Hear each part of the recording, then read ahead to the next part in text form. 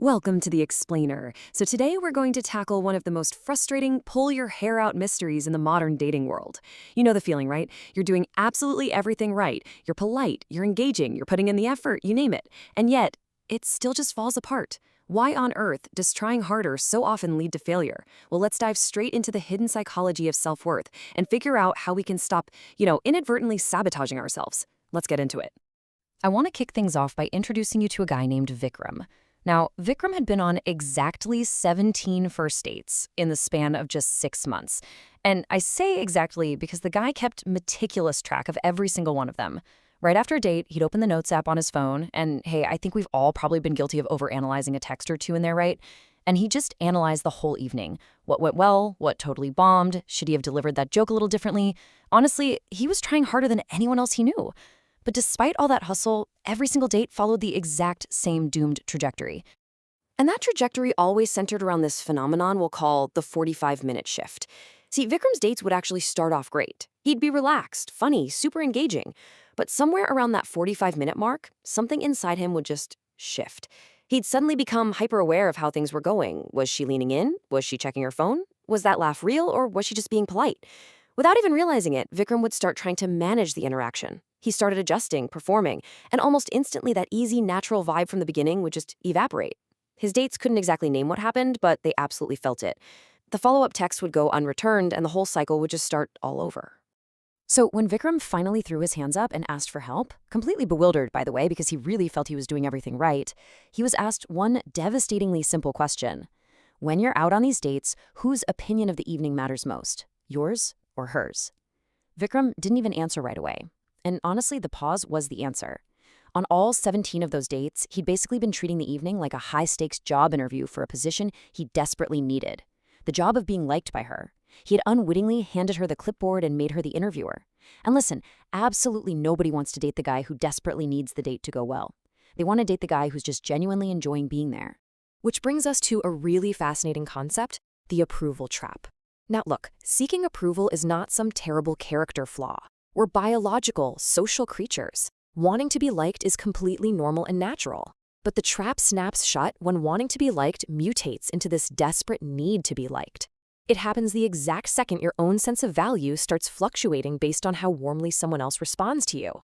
I mean, think about it. If a slow text reply can genuinely ruin your entire day, you've essentially just handed over the keys to your self-esteem. And that leads us straight into this incredibly interesting psychological dynamic known as the paradox of the mirror. Here is the totally devastating irony of the approval trap. The moment you hand someone those keys to your self-esteem, they almost always lose interest. And it's not because people are cruel. It's because true attraction is sparked by someone who is fundamentally solid.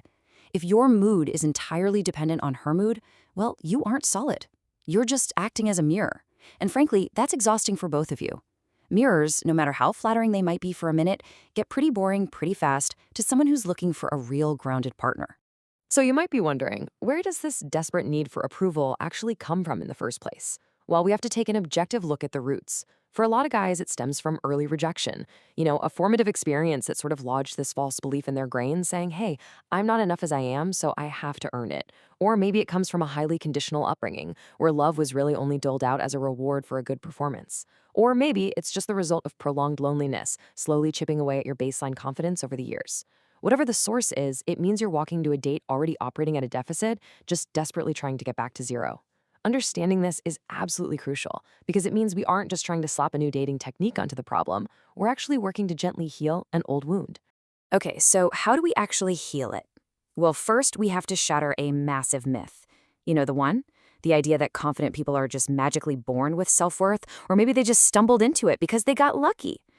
That is entirely false. No way. The truth is, self-worth is built. It is not found. In its deepest, most durable sense, real self-worth is constructed deliberately over time. It's earned by accumulating internal evidence. Evidence that you generate for yourself based on how you live your life, not on how someone else reacts to you at a coffee shop. To start generating that internal evidence, you really need a rock-solid foundation.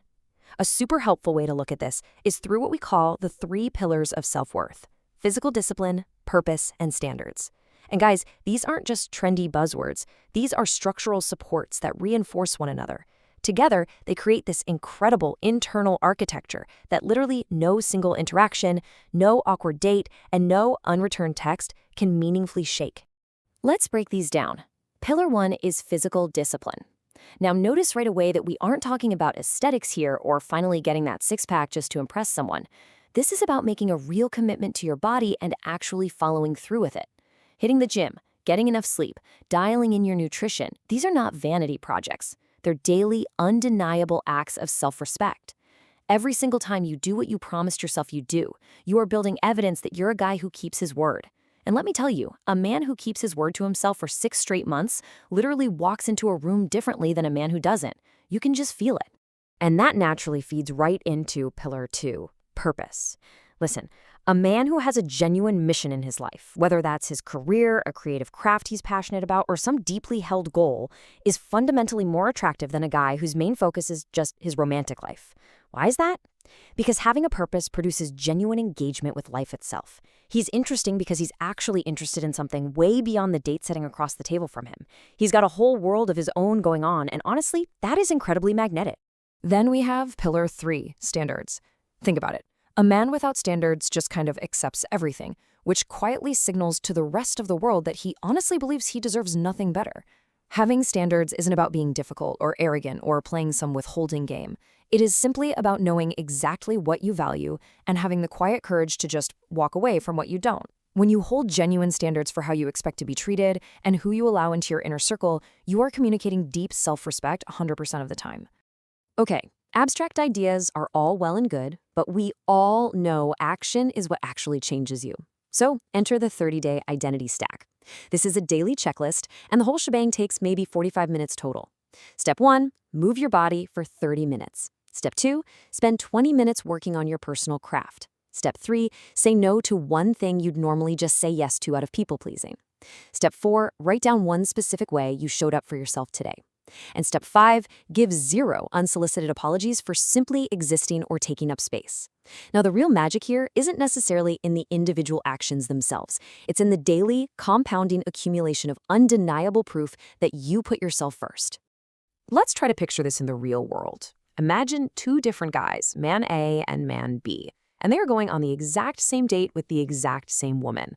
The evening is perfectly pleasant, but she's being, a little reserved. She's not exactly laughing out loud at every single joke. She checks her phone once. She's warm, for sure, but she's not overly effusive. So how do our 2 guys react to this? Well, man A is caught right in the jaws of the approval trap. He spends the entire second half of the date just frantically recalibrating. He tells a louder, funnier story. He leans in way, way too much. He asks, "Hey, are you having a good time?" Totally fishing for validation. He texts her the absolute millisecond she gets home, and then he checks his phone, 40 times before he finally manages to fall asleep. Without even speaking a word about it, man A is loudly communicating his deep insecurity. He's trying to, quote-unquote, fix her mood just so he can earn his validation back. Now, contrast all of that with man B, the guy who has actually built his 3 pillars. He notices she's being a little reserved, sure, but he is completely comfortable with the silence. He doesn't start performing a comedy routine. He just kicks back and enjoys his own evening. He says what he genuinely thinks, instead of whatever he calculates will impress her. The next day, he texts her once, with genuine meaning, and he goes to sleep peacefully without obsessively refreshing his screen. He's operating from a place of true solidity. His self-worth doesn't depend on whether she texts back instantly, and because of that, he projects this quiet, irresistible energy. Which brings us to the absolute core realization of this entire explainer. The man she keeps thinking about is not the one who tried the hardest. It is the one who seemed to need it least. And listen, this isn't about playing hard to get or trying out some manipulative tactic. Not at all. It is about genuinely, authentically possessing a solid inner world. True attraction is generated by a person whose internal foundation is simply unshakable. So that leaves us with one final, pretty important question to ponder as we wrap up today's explainer. What internal evidence are you going to build today? Remember, self-worth is not something you're just going to stumble upon walking down the street, and it definitely won't be handed to you in the form of someone else's approval. You've got to build it yourself. So, are you ready to kick off your own 30 days of the identity stack? Are you finally ready to hand in your resignation for the job of being liked? The evidence is just waiting to be built. Get out there and start building.